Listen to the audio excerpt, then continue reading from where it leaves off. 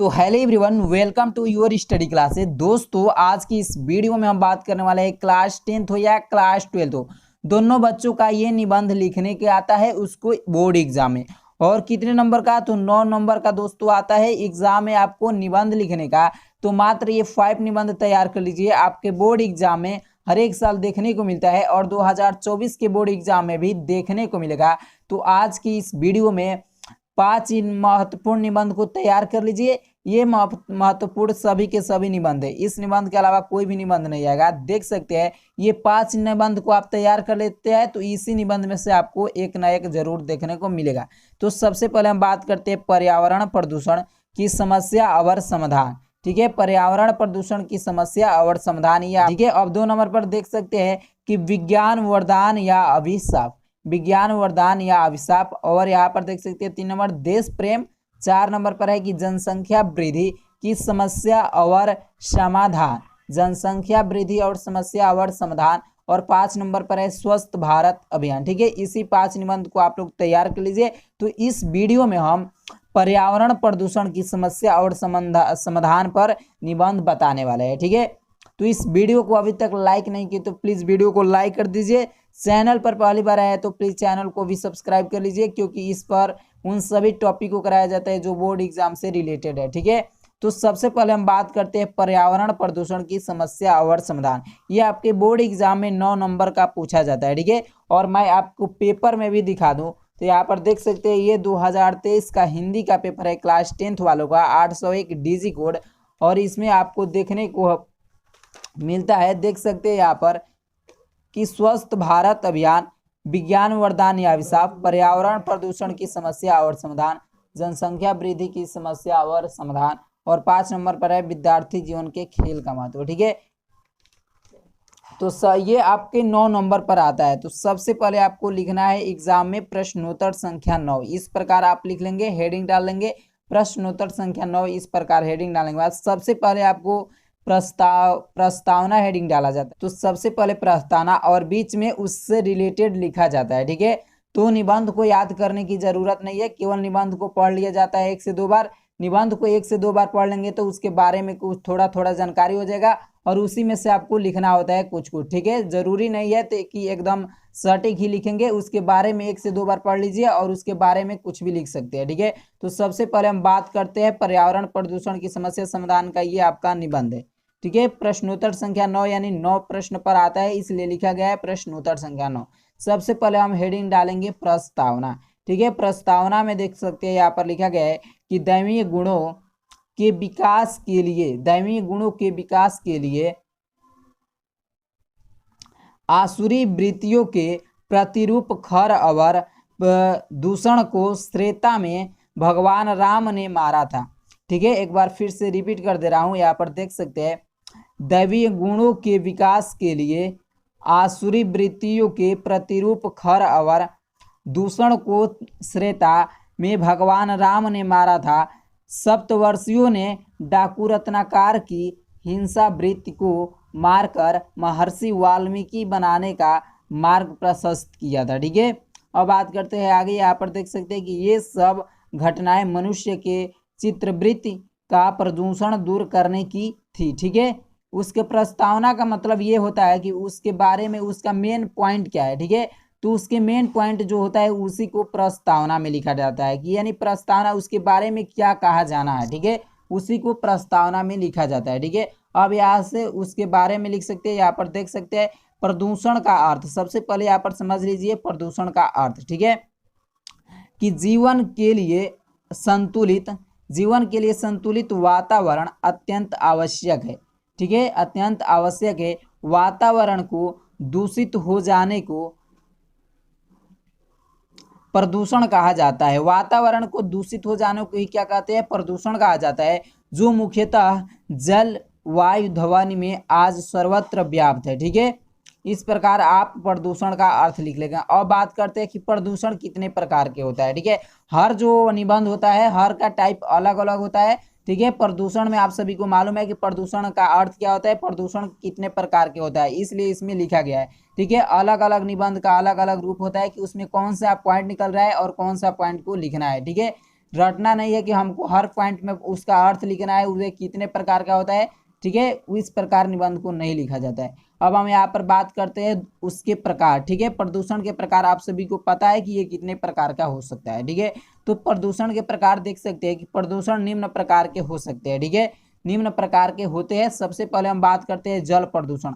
जल से भी प्रदूषण फैलता है, ठीक है, जिस से प्रदूषण फैलता है उसी को यहाँ पर लिखा गया है, ठीक है। तो 3 से 4 मेन पॉइंट है, उसी को लिखा गया है, अत्यधिक नहीं लिखा गया है, ठीक है। उसके बारे में थोड़ा थोड़ा लिख दीजिए, यही काफ़ी है। तो यहाँ पर देख सकते हैं जल प्रदूषण के बारे में कि जल ही जीवन है, ठीक है, जल ही जीवन है, बिना जल के जीवन असंभव है, बिना जल के जीवन असंभव है। जल भी स्वस्थ और विकार रहित होना चाहिए, जल भी स्वस्थ और विकार रहित यानी दूषित सहित नहीं होना चाहिए, ठीक है। अब हम बात करते हैं आगे, इसमें देख सकते हैं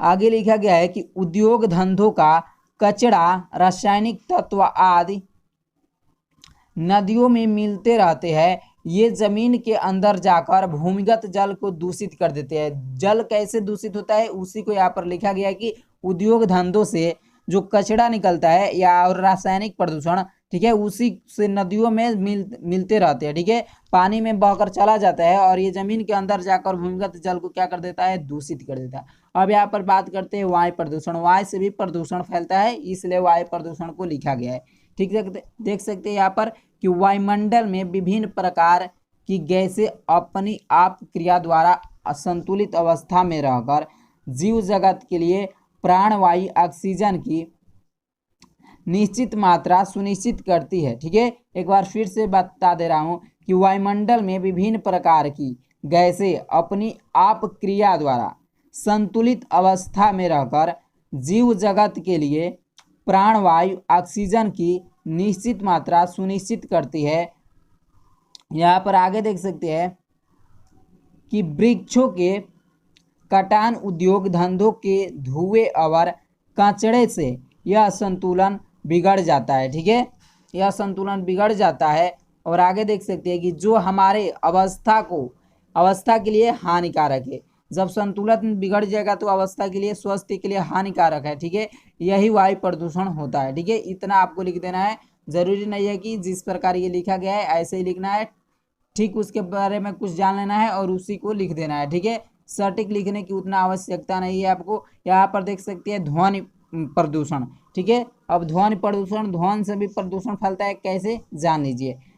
यहाँ पर देख सकते हैं कि अनेक प्रकार के वाहन जैसे मोटर हो गया, कार हो गया, बस हो गया, जेट हो गया, ट्रैक्टर हो गया आदि, ठीक है, इन सभी के लाउड स्पीकर से, कारखाने की सायरन और मशीनों से होने वाले आवाज़ों से ध्वनि प्रदूषण होता है, ठीक है। इन सभी अनेक प्रकार के वाहन देख सकते हैं, मोटर, कार, बस, जेट, ट्रैक्टर आदि, ठीक है, लाउड स्पीकर, ये सब के जो आवाज़ें होती है इन्हीं से और मशीनों से होने वाले आवाज़, ठीक है, ध्वनि प्रदूषण होता है। अब यहाँ पर देख सकते हैं कि ध्वनि के ये लहरें देवधारियों की क्रिया को प्रभावित करती है, ठीक है। अब आगे देख सकते हैं यहाँ पर क्या लिखा गया है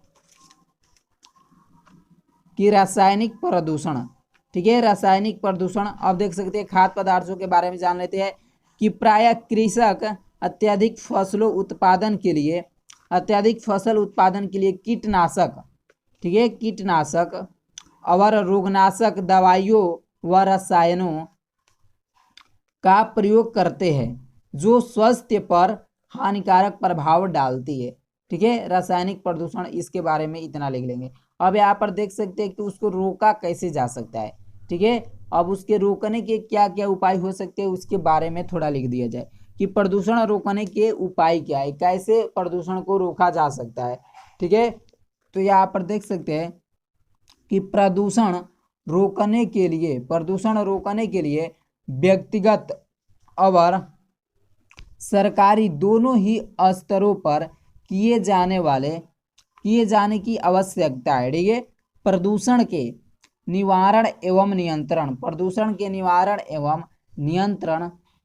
के लिए भारत सरकार ने कई महत्वपूर्ण कदमें उठाई है, जैसे में देख सकते हैं कि वाहन, यहाँ पर देख सकते हैं वाहन से निकलने वाली धुएं की जांच की व्यवस्था करना, ठीक है, जांच की व्यवस्था करना।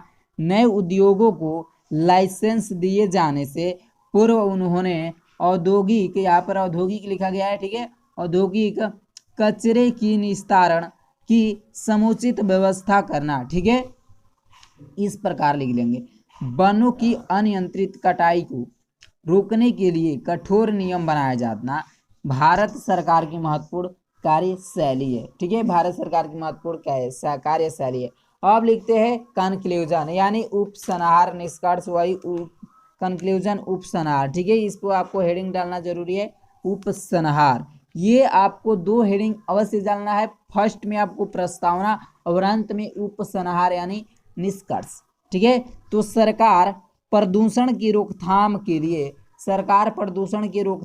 लिए पर्याप्त जगत है, ठीक है, पर्यावरण के प्रति जागरूकता से ही हम और अधिक अच्छा एवं स्वस्थ जीवन भी जी सकेंगे, ठीक है, और आने वाली पीढ़ी को प्रदूषण के अभिशाप से मुक्ति दिला सकेंगे।